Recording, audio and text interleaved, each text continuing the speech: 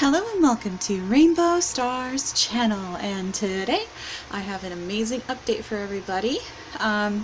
So yesterday I got a call from my OB-GYN's office. The second one. I have two OB-GYNs. I know, right? It's kind of excessive, but for me it's necessary. So I've got my primary and then I've got my specialist. So here we go. So my specialist called me up. They did a lot of testing, genetic testing, chromosomal testing, just non-invasive testing, giving me a rough draft on what kind of risk factors there might be for my baby. And if I was a carrier for any form of any kind of genetic disorder, other than the Ehlers-Danlos syndrome, which they can tell after birth if it has it or not, but I need to get genetic testing done on me first, and there are over 200 different types, and even then I might be a new variant, so there's a lot that goes into this. But so they might not be able to tell unless I get into a geneticist if my baby has the Ehlers-Danlos gene or not, because I am the only person in my family who has the syndrome. Most likely it would be about a 50% chance that baby gets it, which it's not. I'm not a severe case. I'm kind of like moderate, so like in between. So I'm not like on the extreme side of things. I'm kind of like in the middle. Sorry, I'm just so excited. So they gave me a call and they let me know that all of my risks are very low. So there's no real risk of this baby having any issue, which is fantastic. I'm having a healthy baby. So along with the testing that they ran, the non-invasive testing, the chromosomal testing actually tells you the gender of the baby. So fun fact, I know what I'm having. And today will be a gender reveal for you guys, because I already told my family I don't really want to do a big gender reveal. It costs money. So I think one party is enough, and I will be content with having one gathering of my family to have a baby shower. I want it filmed, and I would love to put it on YouTube. We don't know if it's gonna happen or not yet, but we'll see. I'm not gonna be filming myself because obviously I'll be sitting down in a chair opening up gifts for this new baby. So here we go. Okay, so I'm going to introduce my baby. His gender. Alright, so we found out that it is, drumroll please, sorry, that's silly, it's a boy. So I am having a baby boy, so blue for boy. I kind of already revealed it for you guys. I did get my hair cut. I chopped it all off for the quarantine haircut. So that's awesome, having a baby boy. And I was thinking of names, and currently the name that's sticking the most for me is Elion Kim Parker, which I think is an awesome name. The reason for Kim in the middle is because it's my dad's middle name and it's my sister's first name. Kimbra is her name, so it kind of flows together real nice, and I like how it sounds, so most likely it's going to be his name. Elion, I spell it differently than other people. I spell it A-E-L-Y-O-N, so he'll have a unique name. And if it was a girl, I was going to name her Adara Celestia Parker. Luckily, it's a boy, so I already had another name picked out. So little Elion is growing in there. I'm very excited and can't wait to meet him. So, yep. Oh, and they did another test on me as well. They did a heart echocardiogram, which is like a sonogram for my heart, to see how that's going, because people with my condition, they were afraid that something might happen to my heart that might enlarge itself, or there are lots of different things that could happen. So they did a heart echo to be on the safe side, because they don't know what variant of Ehlers-Danlos I have, but they know I have it. It's all weird. So they checked out my heart. It turns out I do have a leaky heart valve. You can live with those. It's not so serious that it needs surgery right now. It's just something he picked up on the test. And So there's that, which could be why my heart palpitates a lot. I have heart palpitations. It's always been difficult to exercise, and I suffered from chest pain if I did exercise, like, you know, running or anything whenever I was younger. So it would make sense if it was just something that I've always had. And I seem to be doing well regardless. So there's that. And we're just looking forward to meeting my new baby boy. At first I was a little bit disappointed because I'm set up for a girl. I have all sorts of girl clothes from whenever I raised Devin. So I have like all of the little dresses and the all the little cute girly clothes, and so whenever I found out it was boy, I was like, you know, that would be my luck. That I'd be having a cute little baby boy instead. But now we have to start over from scratch. So I'm gonna need all new baby clothes that are boy set so that he's not wearing dresses. Because as much as I don't mind, you know, children as they get older, you know, dressing as they would like to, you know, like if you have a kid that is transsexual, or a child who wants to be a drag queen, or, you know, there are a lot of things that that could happen, but I'm not one to predispose and or dress my baby as a girl if it's a boy. I just think it's weird. So whenever it's a baby, it's gonna be dressed appropriately for his gender, so that nobody gets him confused with a little girl and says, oh, what a cute girl you have, and I'm like, oh, thanks, it's this boy wearing a dress. Oh no, that would not go over well at all in society. So so I have to start over. I have to buy all new clothes and make way for a little prince in the house. So very excited. At first, like I said, shocked, slightly on the disappointed side, only because I'm set up for a girl and I wasn't expecting a boy, but happy nonetheless. So very healthy baby, a little boy, and I'm gonna be a proud mommy of a little boy. So very excited to meet him, and I honestly can't wait. I'm actually 5 months along, about 16 weeks, and I'm very excited because I have 4 more months to go and then I'm gonna have a baby. So today I went with my aunt and we picked out some colors for a baby blanket, and we picked out a pattern that I really liked. It was super cute with like little cars on it, and I was like, oh, I want this. And you know, part of it was also because I honestly didn't think about this whatsoever, but it was ironic. So I loved the look of little cars, and they were so cute, and I was like, oh, this would be so good for him. This would be perfect for my new baby boy, and I can't wait for my aunt to make it. It wasn't until later that I thought, you know, it's kind of ironic that I chose the pattern with the little cars on it when his father, his biological father, is partially a mechanic and loves cars. So wasn't really anything I thought about until later, and I was like, oh, huh, okay, ironic, weird. But you know, it kind of, it's fitting. It really is. So there's that, and that's gonna be exciting. Whenever I get that baby blanket, I'll definitely show it off. I'm still working on the clothes being put away thing. I'm just not motivated. I've actually been suffering from depression and anxiety, especially recently. The pregnancy has changed my hormones around, and I'm hormonal as heck, and I just can't even right now. So most days, like, there are some days that I don't even come out of my room. I'll stay in my room for about 3 days at a time, and then my family's like, no, you gotta get out of your room, you gotta walk.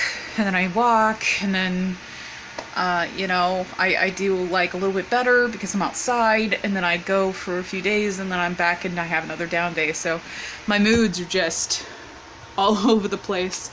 And I know it's all hormones, because when the hormones change, it can change your brain chemistry, and it can just mess you up. So not only that, but I'm not sleeping well, and that can make depression worse. If you're not getting good sleep, how can you be rested enough to feel good the next morning? I mean, you just feel tired all the time. And all you want to do is lay in bed because you don't feel like doing anything. So I've been getting about 5 hours of sleep each night. It's getting more difficult. Insomnia is just part of pregnancy. and I hear it gets worse, and then it gets better, and then it gets worse again. So I'm gonna be on this yo-yo ride for a while until I give birth. So but I'm very happy to know that I have a very healthy baby, and I'm very excited because, like I said, I've raised a little girl and now I get to raise a little boy. But this one's for life. So very excited about that. And yep, I'm gonna be a very proud mommy. So yeah, blue represent. Anyway, I think that's all that I've got for now. I don't think there are any more points that I want to make in this video, so I'm going to have this be a short little thing. Later on, as time progresses, I'll probably, I might take you guys along for a sonogram, who knows. If they allow me to film in the room, I would love to film in the room and catch the baby moving as they're doing the sonogram, because you can see it actually, you can see him in there just kind of flailing around and moving his little body and limbs and sucking on his finger, and so it's really cool. So if I can get it on film, I will. It's an external sonogram, so it's not anything inappropriate. It would be great if they'd let me do that, because my family can't even go in with me to be in there with the sonogram because of the quarantine BS and the fact that we're still doing the whole coronavirus thing. It's gonna be, okay guys, it's gonna take about a year or more with this corona nonsense. It's gonna keep going and going and going until it's gone. So that's frustrating, and that's adding to my anxiety because, one, there's a lot of rules now in the hospitals in my area. So number one rule, if you go in for a sonogram, you're not allowed to bring nobody with you unless you're at the other office. I don't know what the difference is between one office and another, but each one has their own rules. So, and the one office that I go to, they said that if I did not have a mask to wear into the facility, then I could not go for my appointment and would have to reschedule. What? It was super frustrating because I'm sitting there thinking to myself, I'm a lucky one because my family made me a mask to wear, you know, like my extended family on my brother-in-law's side made a mask that they gave to the family, one per person, and I just got lucky enough to have one. So, which is sad because like bandanas don't count, I don't believe, and they don't hand them out at the office. But see, there's a shortage, and this is exactly what I was talking about I'm not scared of the disease, I'm not scared of the response to the disease. This is one of those things about the access to what I need part, and when it starts messing with what I need when a baby's involved, very frustrating. And it's not just me either. All these pregnant women who don't have access to these masks, who aren't lucky enough to have one, where are they going to buy them? Amazon sold out. I mean, unless you're crafty and you can make one your darn self, you're screwed. And that was frustrating to me, especially since these people, these women, who are actively carrying these babies, need to have access to their medical care providers.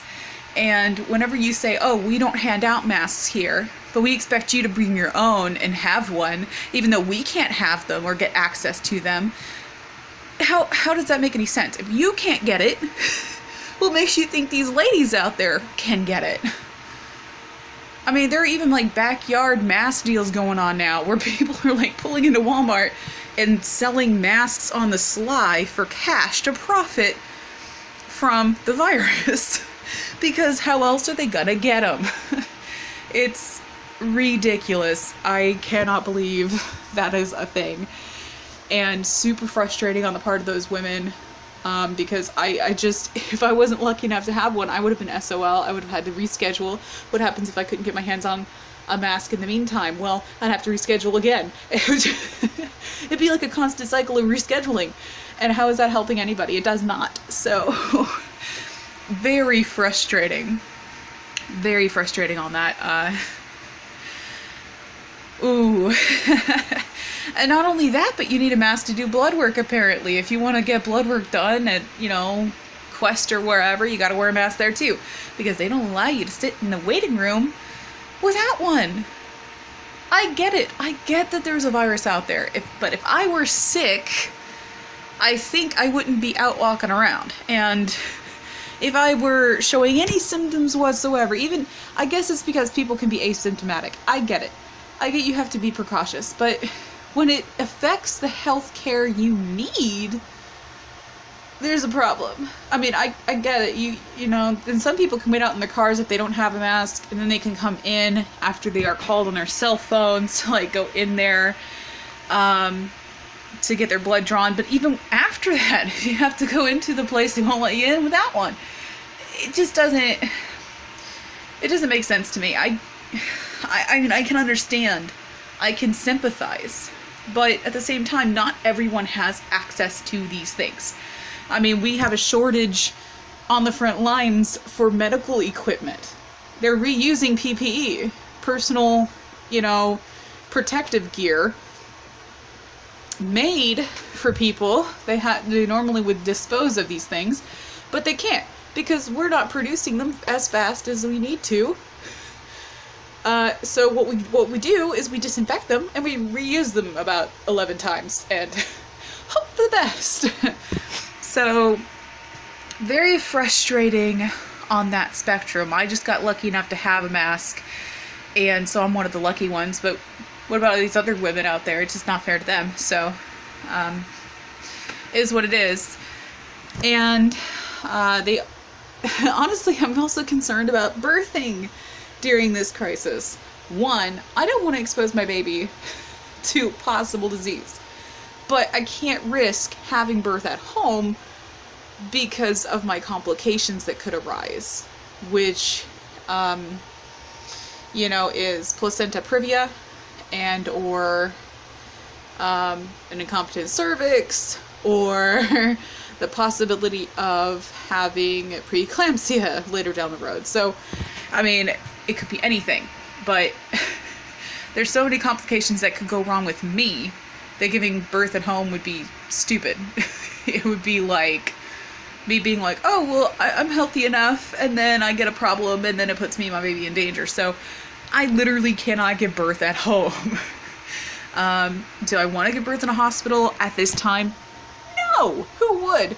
Especially whenever they're like, oh no, you can only have one person in the room, just one, as you're doing this process. I cannot imagine giving birth without my mother and my sister both beside me. Can't do it. So, the fact that I have to choose one or the other is BS to me.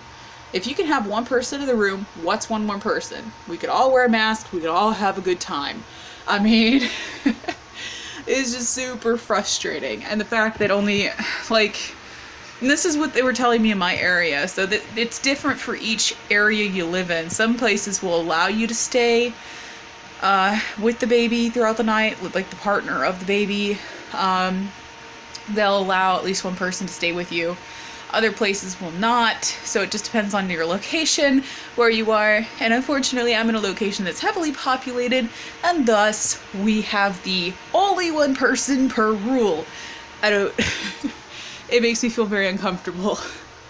Very uncomfortable, and it's also one of those things where, as well, I've heard stories about women who go into labor, they go into the hospital, and if they're not progressing fast enough for the liking of the doctors, they send you home with some pain medication and go, okay, get some rest. And then you give birth in the car because you have to rush back to the... You're telling them you're in active labor, you tell them that your water broke, and what do? They send you home, and then you're on your way back. I've heard this story, and it's just scary. Like, for me, I'm like, if that's... Because that's one of the people... I saw one of the birth stories on YouTube about that, and I just could not imagine. And they had to apologize to the lady that she had to give birth in her car because they sent her away. Because they didn't want her exposed too long to the hospital. They rushed her out the door faster than she went in. And it's just one of those things where, you know, it's highly frustrating being a pregnant lady during this time.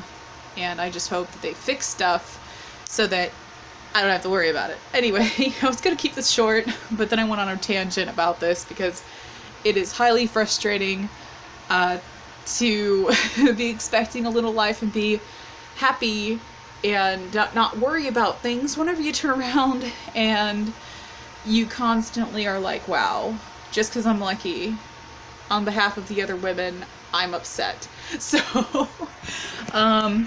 yep, a baby boy, and I'm looking forward to meeting him and holding him in my arms and giving him all the love in the world. So, hopefully you guys like the name, and put the comments down below and tell me, hey, do you like the name that I picked out, or are you one of those people that are like, it sounds like something people would make fun of? I don't know. I'm still trying to choose. So, but what I'm going with right now is Elion Kim Parker. So, alrighty.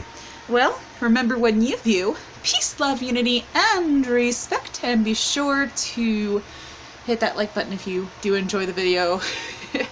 If you even watch the whole thing, I don't know if you will or not, but it is what it is. Alright, guys.